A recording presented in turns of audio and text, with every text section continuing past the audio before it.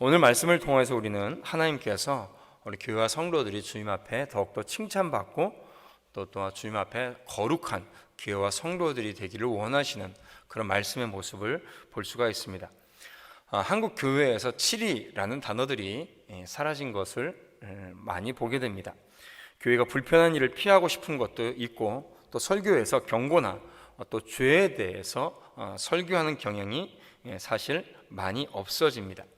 성도들은 긍정적이고 듣기 편한 설교를 많이 선호하죠. 복받으라는 설교에 대해서는 굉장히 좋아하지만은 죄에 대해서 정확하게 알고 또 회개하고 돌이킬 것에 대한 설교에 대해서는 별로 그렇게 선호하지 않습니다.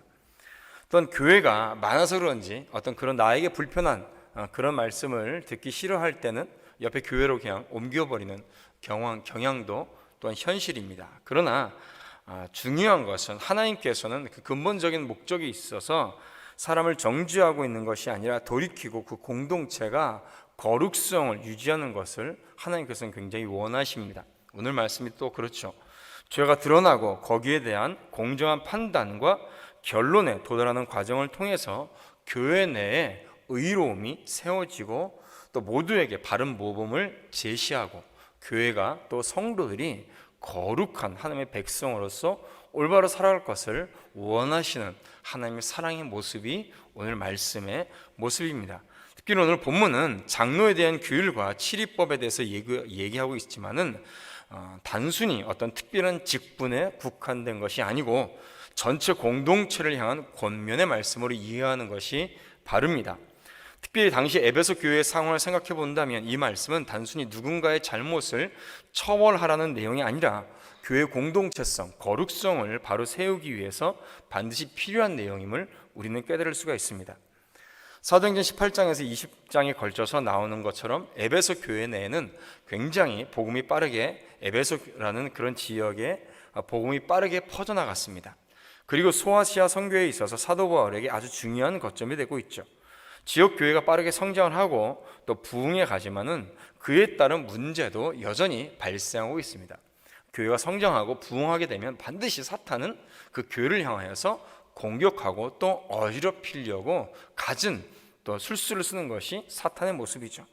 유대주의자들은 행위신앙, 그러니까 율법주의 신앙에 대해서 계속해서 교회 내에 가지고 있고, 또 디모데전서 1장에 기록된 것처럼 영지주의자들에 의해서 신화와 끝없는 족보를 가르치는 그런 혼란함을 사탄은 에베소 교회를 향하여서 이렇게 술수를 부리고 있습니다.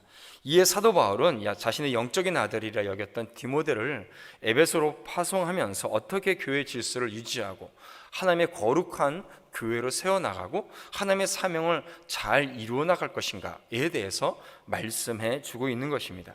특별히 오늘 본문을 통해서 죄의 본성에 대해서 묵상하고 또 건강한 교회 공동체를 세우는 모습에 대해서 하나님께서는 우리에게 말씀해 주고 계시는 것이죠. 특별히 우리가 본문을 통해서 생각해 봐야 될 것은 죄의 본성에 대해서 잘 생각해 봐야 됩니다. 죄는 그 전파력이 강합니다. 그리고 반드시 하나님께서 그 죄에 대해서 드러나게 하십니다. 24절 말씀에 보니까 누군가는 어떤 죄는 먼저 드러날 수도 있고 또 어떤 누군가의 죄는 뒤따라서 드러납니다. 그러나 분명한 사실은 죄는 반드시 그 수면 위에 드러나게 되어 있습니다. 그리고 그 전파력은 굉장히 강하죠.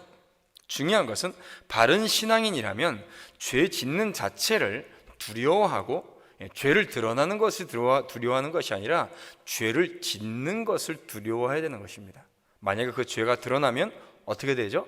빠르게 드러나고 빠르게 회개하는 것이 더 중요한 것이죠. 22절 중반에 보니까 이렇게 말씀하십니다. 다른 사람의 죄에 간섭하지 말라라고 먼저 말씀하십니다. 다른 사람의 죄에 간섭하지 말라는 것은 다른 죄에 참여하지 말라는 의미가 더 큽니다. 그러니까 다른 죄에 참여하지 말고 또 함부로 개인적으로 그 죄에 대해서 함부로 판단하지 말라라는 이 이중적인 의미를 가지고 있습니다. 또 사실 더 중요한 것은 그 뒤에 나오는 말씀이죠. 22절 하반절을 보면 자신을 지켜서 정결하게 하라 라고 말씀하십니다. 그러니까 죄에 참여하지 말고 다른 사람에 대해서 개인적으로 함부로 판단하지 말고 그 죄가 드러났으면 먼저 어떻게 하라는 것이죠? 자신의 죄를 돌아보고 스스로를 먼저 정결하게 하라라고 주님께서 말씀하고 계십니다.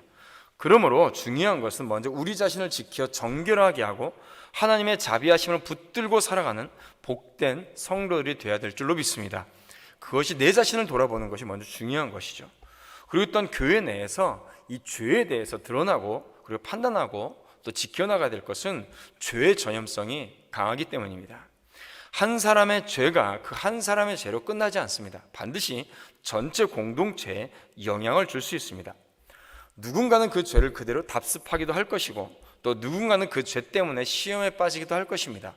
또한 그 죄 때문에 그 공동체의 거룩성이 훼손됨으로 인하여서 무엇보다도 하나님의 복음의 사명이 막히게 됩니다. 긴 광야 생활을 끝나고 요단강을 건너서 이스라엘 백성들이 가장 처음 맞닥뜨린 곳이 여리고입니다.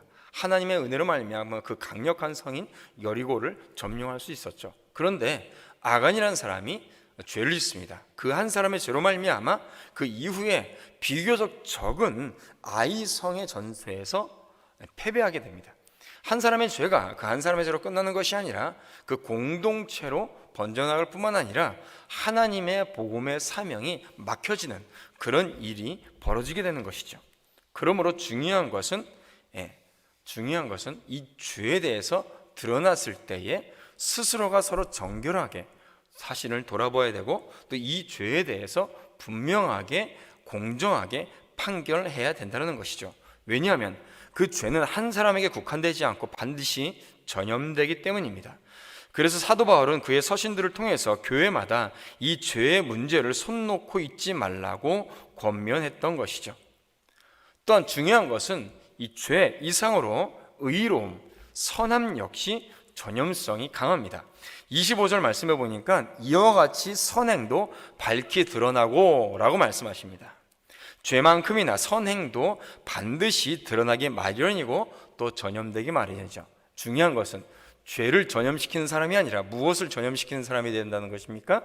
선함, 의로움을 전염시키는 사람이 되어야 될 줄로 믿습니다.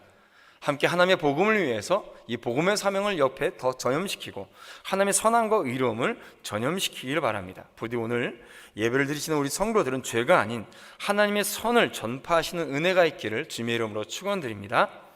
마지막으로 세 번째로 본문 말씀을 보면 교회 내 죄의 문제를 신중하고 그리고 질서 있게 다루어서 교회의 거룩성을 결론적으로 유지해라 라고 말씀하고 계시죠. 19절 말씀에 이제 시작될 때 이렇게 말씀하십니다. 장로에 대한 고발은 두세 증인이 없으면 받지 말 것이라 라고 말씀하시죠. 이것은 떠돌아다니는 루머, 소문이나 한두 사람의 말에 의해서 좌지우지 돼서는 안 된다는 것을 말씀하십니다. 교회는 어쨌든 사람이 많이 모이는 곳입니다. 우리는 완벽하지 않은 사람들입니다. 다 죄성을 가지고 있는 사람들이죠. 때문에 어쨌든 말이 많습니다. 남의 일에 참 관심이 많죠. 말을 하기 좋아합니다. 이 죄 있는 우리의 모습은 누구나 다 그렇습니다. 누구를 말하는 것이 아니라 저 또한 그렇고 누구나 그렇습니다. 그래서 말을 조심해야 됩니다. 또 교회는 사람이 많이 모이는 곳이기 때문에 말이 많고 말에 또 그 말이 더해집니다. 계속해서 없는 말이 더해지죠. 우리나라 속담에 아니 땐 굴뚝에 연기 날까라는 말이 있지만은 아니 땐 굴뚝에도 연기가 나더라고요. 연기도 나고 분명히 아무것도 떼지 않는데 불도 나고 하더라고요. 그렇기 때문에 말이 굉장히 중요합니다. 함부로 말해서는 안 됩니다. 때문에 우리는 말에 대해서 절제와 신중함이 중요합니다. 특히 교회 공동체 내에는 새신자들, 그러니까 새로 들어오고 또 믿음이 연약하고 마음의 상처가 깊은 사람들도 많이 있습니다. 때문에 말을 하는 것에 있어서 신중해야 됩니다. 그리고 절제해야 됩니다. 영적이지 못한 얘기들은 파급력이 더 큽니다. 그렇기 때문에 우리가 함께 있을 때에 우리 모든 성도들은 입술의 온유함을 이루시기를 간절히 부탁드립니다. 또 실제 교회 문제가 생겼을 때도 두세 사람의, 즉 명확한 증거와 증인이 확정된 이후에 치리를 시작하고 권면하라라고 말씀하고 계시죠. 신중한 진행 그리고 질서 있는 진행이 필요하다고 말씀하고 있습니다. 그리고 그 잘못이 드러나면 모든 사람 앞에 꾸짖으라라고 말씀하고 계시죠. 이는 그 사람을 많은 사람 앞에서 창피 주고 정죄하라는 것을 말씀하는 것이 아닙니다. 공개적으로 하라는 얘기는 질서 있고 바르게 하라는 말씀이죠. 그리고 그 죄를 드러내므로 인하여서 그 판결이 공정하고 또 공개적으로 나타남으로 통하여서 그것을 깨닫고 그 죄에 대해서 모두가 함께 깨닫고 그리고 모범을 세우라는 말씀입니다. 그리고 그 당사자는 회개와 회복의 과정을 거쳐가는 것을 말씀하고 있는 것이죠. 그래서 본문을 자세히 보면 재판을 통해서 교회에서 쫓아내거나 출교를 하는 얘기가 아닙니다. 물론 출교를 해야 될 죄가 있죠. 무엇입니까? 이단을 들어오게 되면 그 이단은 쫓아내야 됩니다. 그러나 교회 공동체 내에서 어떤 죄가 발견됐을 때는 함께 회개하고 함께 그것을 회복해 나가고 돌이켜야 됩니다. 21절 말씀에 편견이 없이 이것을 지켜 아무 일도 불공평하게 하지 말라라고 주님께서 말씀하고 있는 것이죠. 그러므로 치리의 목적은, 재판의 목적은 질서와 회복, 거룩성의 유지를 말씀하고 있는 것이죠. 이런 일이 물론 없는 것이 가장 이상적입니다. 하지만 누군가의 허물이 있다 해도 우리는 가르치고 수정하고 함께 기도함으로써 건강한 공동체를 세워나가기를 소망해야 될 줄로 믿습니다. 무엇보다도 동시에 자신을 돌아보며 타의 모범이 되는 신앙의 주인공이 되기를 간절히 소망하는 것이죠. 말씀을 정리하고자 합니다. 오늘 본문 말씀에 보면 죄와 치리에 대해서 말씀하시면서도 부정적인 톤이 아니라 긍정적인 톤으로 시작하시고 또 긍정적인 톤으로 마무리하는 것을 보게 됩니다. 우리가 읽은 본문 17절 시작이 이렇게 되죠. 잘 다스리는 장로들은 어떻게 하라? 더 존경하라 라고 말씀하십니다. 서로 존경하라. 존경과 사랑의 마음을 가져야 된다라고 말씀하십니다. 그리고 이렇게 시작하셨는데 또 끝은 어떻게 말씀하시냐면 선행도 반드시 밝히 드러나게 되어 있다라고 가르치고 계시는 것이죠. 어려운 문제, 부정적인 문제를 얘기하시는 것 같지만은 그 말씀의 톤 자체는 굉장히 긍정적이고 그리고 선행을 추구하고 계시는 것을 말씀하고 계십니다. 이는 영적인 규율이 우리를 속박하고 정지하기 위한 것이 아니라 선한 것이 무엇인지 가르치고 또 공동체의 거룩성이 무엇인지를 알려주기 위한 것을 말씀하고 있는 것이죠. 교회 내에서 죄가 억제되고 바른 영적인 질서가 설 때에 건강한 하나님의 백성이 세워나가게 될 줄로 믿습니다. 우리가 오늘 하루 예배드리는 우리 모든 성도님들 죄의 본성을 이겨내시고 우리 선을 더 멀리 더 강력하게 전파하시는 은혜의 하루가 되시기를 주님의 이름으로 축원드립니다.